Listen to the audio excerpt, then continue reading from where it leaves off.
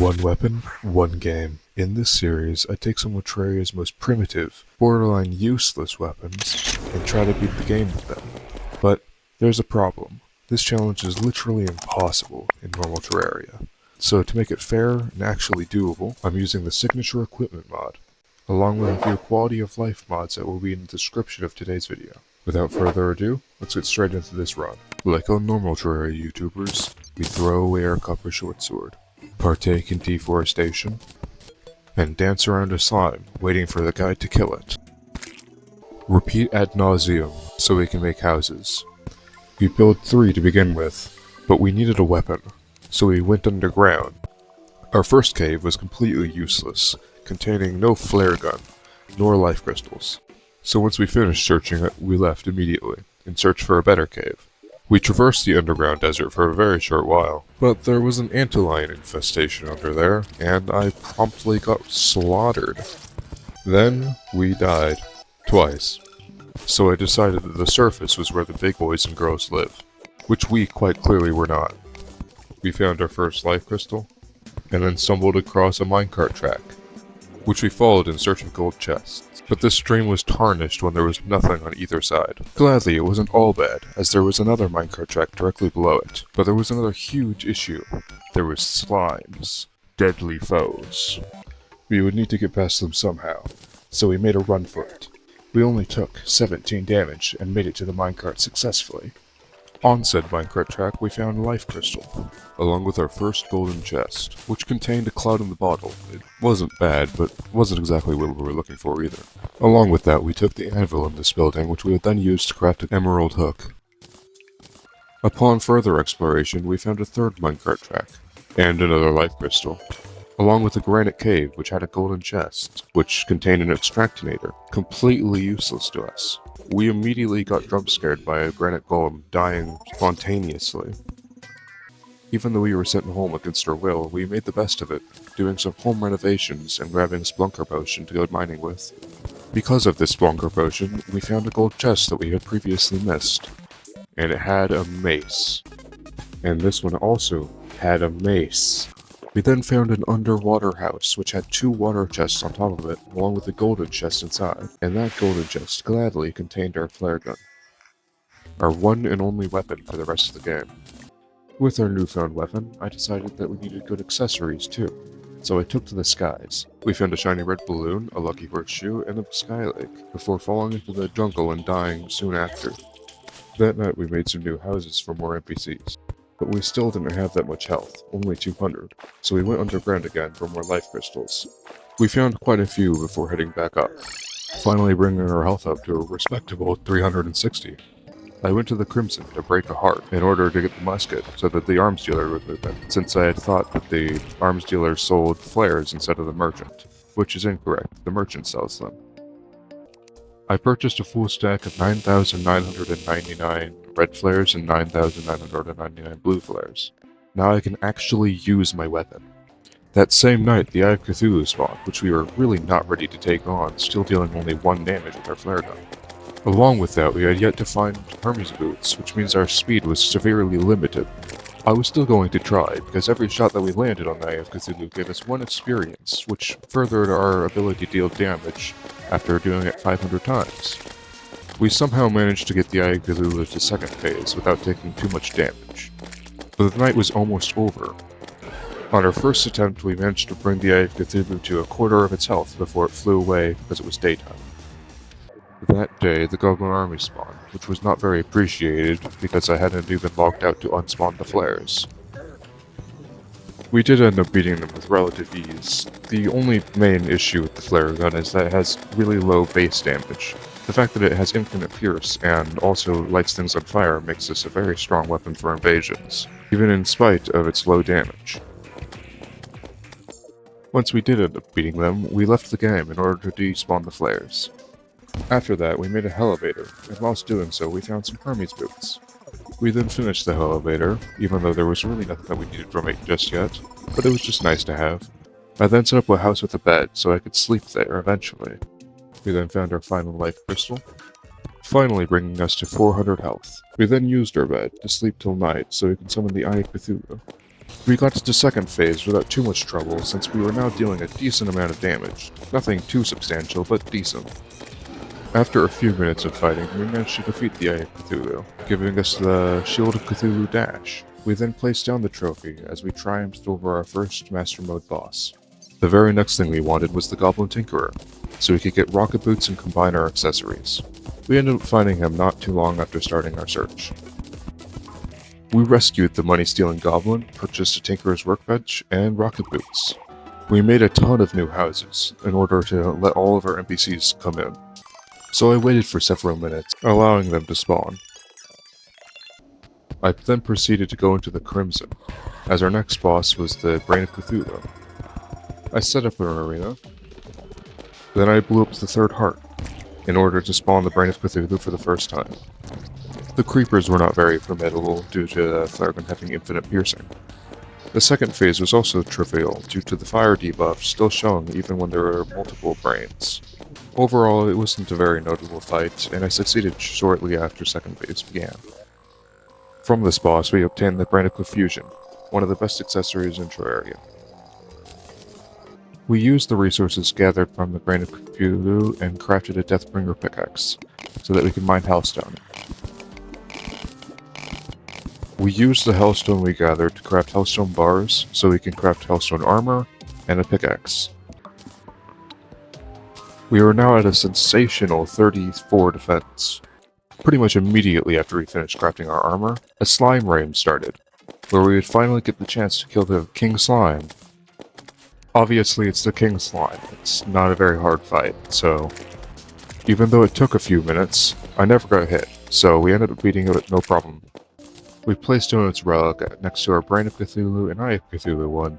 Since you're enjoying the video so far, hit the subscribe button, turn on notifications, and hit the like button as well. Thank you, and let's get on with the video. That night, after defeating King Slime, we went to the dungeon, summoned Skeletron. I've gotten a little bit better at this fight, but the main problem now is whether or not we have enough damage to defeat him before day. We keep both of his hands at the same health, and then kill them once time is right. And now their only focus is the skull. He only had a few hundred health left, but there was not that long until day started.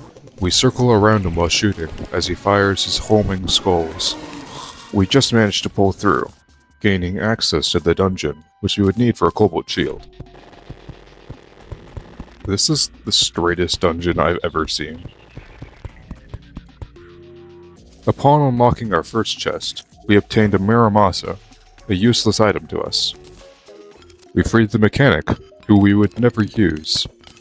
Then our second chest had an Aqua Scepter. Our third chest had a Blue Moon. The fourth chest had a handgun. Another Miramasa. Then a Valor. And finally, on our seventh chest, which really should have been our second, we got the Cobalt Shield. Then we went back to base to place our Skeletron relic. Our next victim will be Queen Bee, so we find a hive and make an arena. Then we spawn her in. We're quite a ways above the stage of progression where Queen Bee is actually a threat, but she just decides that she's not actually in a fight and stands still. Towards the end of the fight, I kept hitting the bees with my dash, and I think that might have made me take damage from the Queen Bee herself, but it didn't really matter anyway, because we would soon defeat the Queen Bee on our first attempt. Now that she is gone, the last optional pre-hard mode boss, Deerclops, is next. We set up an arena for him, then we wait for a blizzard, and whilst it's a blizzard, we have to wait for it to be midnight. Just like for Queen Bee, we have vastly superior gear than what we would normally have whilst fighting this boss. Gladly it didn't take too long, and we defeated him within the night. That was our final boss before the Wall of Flesh, so we place down his relic and go down to the underworld to fight him.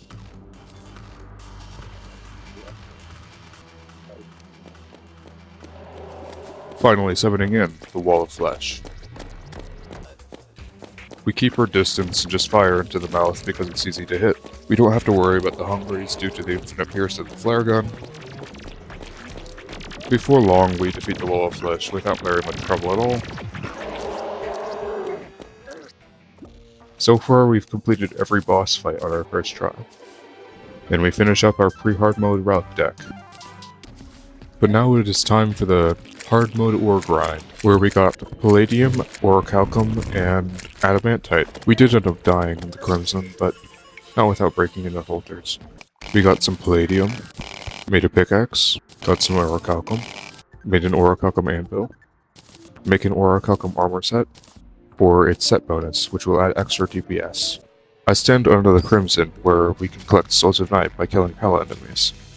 I decided to collect 6 Souls of Night, so I can summon the Destroyer. We then craft the summon. I then make an arena where I'm going to fight the mechs.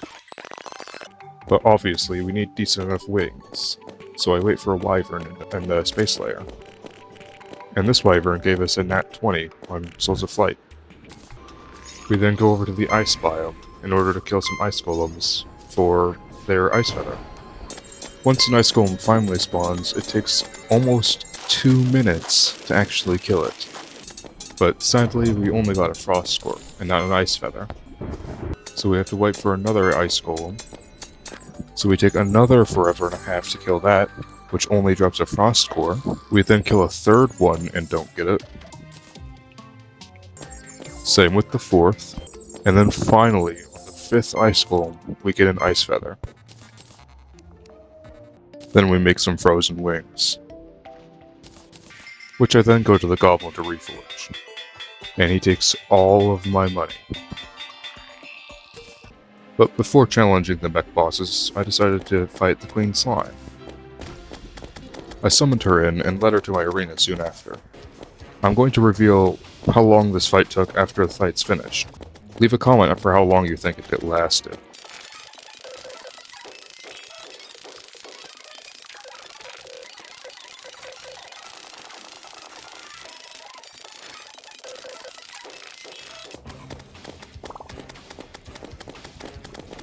It took 11 minutes from start to finish for this fight to end.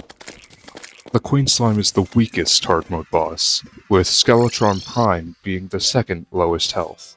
And the Queen Slime has 30,000 health. Skeletron has 50,000. Beyond that, the Destroyer has 150,000 health. How in the world am I going to kill a mechanical boss? Well, I'm going to fight the Destroyer. You might see this as counterintuitive, since the Destroyer has the most health, but I can assure you that it's the right decision. That night, we spawned the Destroyer in. Something that should become immediately apparent is that we have infinite Pierce. And since the boss has many segments, we managed to do much more damage than we did against the Queen Slime. After only 30 seconds, we did 30,000 damage. And only a few minutes after that, we managed to bring him down, which we still had half the night remaining. The other mechanical bosses would not go down so easily. But before that, we took down the Destroyer once more so we can get more hollowed bars in order to craft better armor. We craft the full hollowed armor set. We choose melee since it gives the most defense, and the flare gun doesn't actually benefit from ranger damage. We collected some Souls of Light, and crafted the twin spawner, where I then waited till night so I can spawn them in. I summoned Skeletron Prime in first, because I got the spawner from a mob drop. I targeted the head so I could deal the most damage. You might have noticed that I'm dealing significantly more damage, upwards of 100 damage per hit. That is because the Destroyer leveled our weapon up a lot. We took out his laser cannon first, soon after his regular cannon. Only a quarter into the night, we managed to take out its head, finally killing Skeletron Prime. Whilst I was waiting for the next night, a solar eclipse spawned. This was seriously inconvenient, as I just wanted to relax. But no, I have to participate in the game's mechanics. On a different note, the flares are bigger than I am at this stage in progression, which was significantly hindering visibility, so I ended up turning off the projectile scaling in size. Eventually the solar eclipse ended, so we could summon the twins after logging out to remove the flares. So we summon the twins up and target Spasmatism first. We got Spasmatism to second phase without very much trouble at all. After not too long, we were circling around Spasmatism and keeping our distance. Spasmatism was finally defeated, leaving Retinizer sad and alone.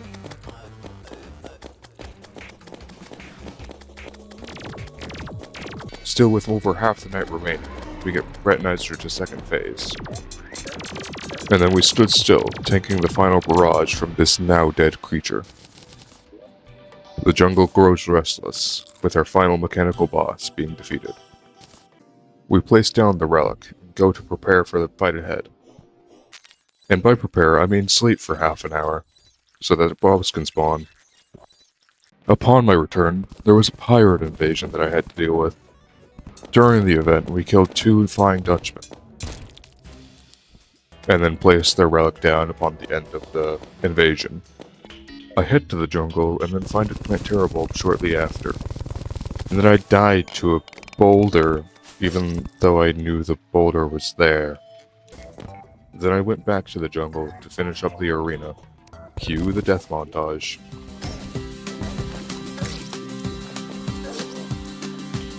I swear I usually die like 50 times during these. I only died twice again. Odd. But regardless, we summoned Plantera in, and started the fight, circling around her. I think the flare gun at this point is about equal to other pre-Plantera stage weapons, and that leads us to getting into second phase with relative ease. We end up beating Plantera with only getting hit a single time. But I was unsatisfied with that, so I decided to summon Plantera in a second time, to try and get no hit. And this was a massive mistake. We got her to second phase, no problem. But after that, something happened. We had forgotten to reset the flares, so we reached the projectile count of 1,000, and were no longer able to shoot. Meaning that if we wanted to kill this boss, we would have to survive for upwards of 10 minutes, or at least until the players from the first fight despawned. We ran circles around the arena, trying our best to avoid Plantera, and failing miserably at times.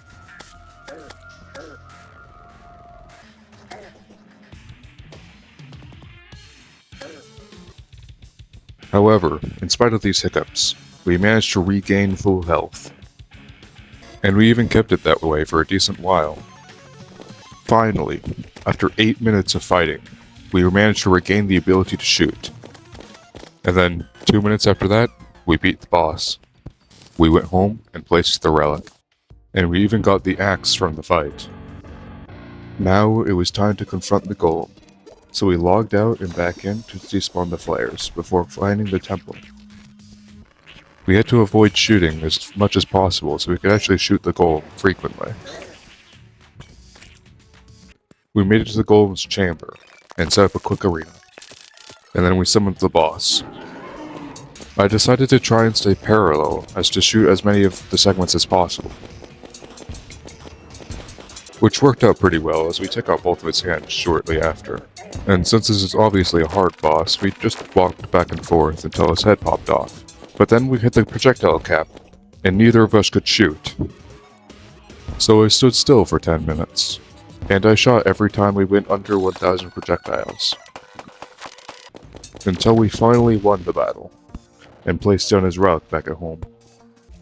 So we rushed to the dungeon, as there was nothing left to do, but the lunatic cultist wasn't there. We teleported there and back twice, before the lunatic cultist finally spawned.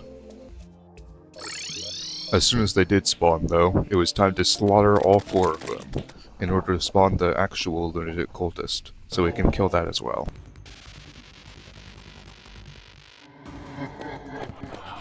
My strategy for this fight was very complex. I was going to stand perfectly still and shoot directly upwards, and every once in a while heal from the nurse.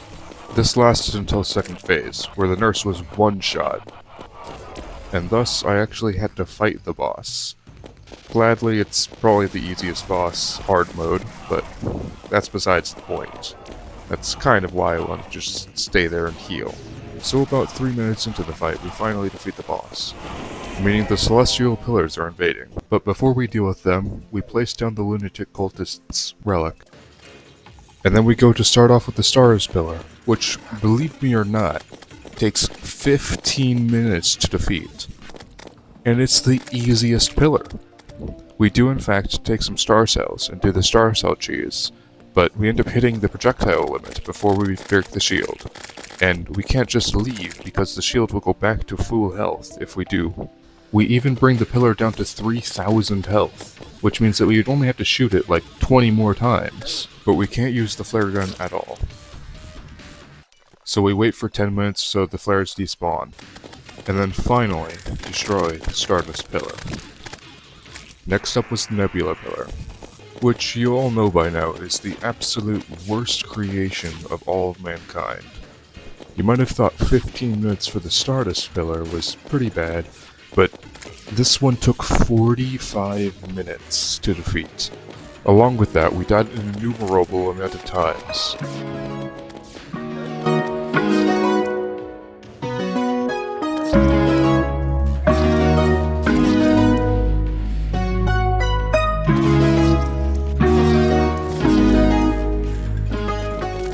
I guess not quite innumerable, only 6 times, but that's still a lot compared to the fact that we've only died 30 times so far. Next up is the Solar Pillar, which ended up being Nebula V2.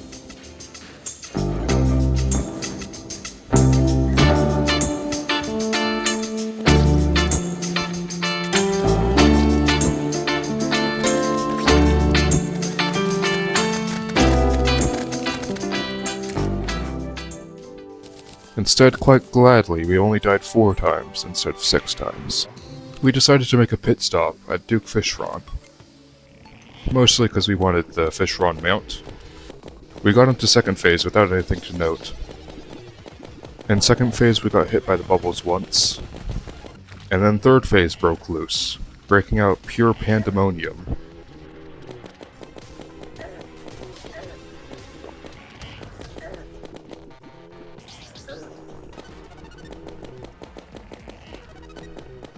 But somehow we managed to succeed, and then place down his relic. Our next objective was spawning in the Moon Lord, so the Vortex Pillar had to go. We brought it down to 4,000 health, and then waited for it to rain. Once it started raining, we went to the pillar and dealt the final blow. Impending doom approaches. Once the fight starts, we run right, trying to take out one of his hands as quickly as possible. Anytime the top eye opens, we target that. But I've yet to mention, this fight took 25 minutes due to reaching the projectile cap multiple times. The first time we reached the cap, I destroyed his right eye, and then I waited for 10 more minutes till I could shoot again.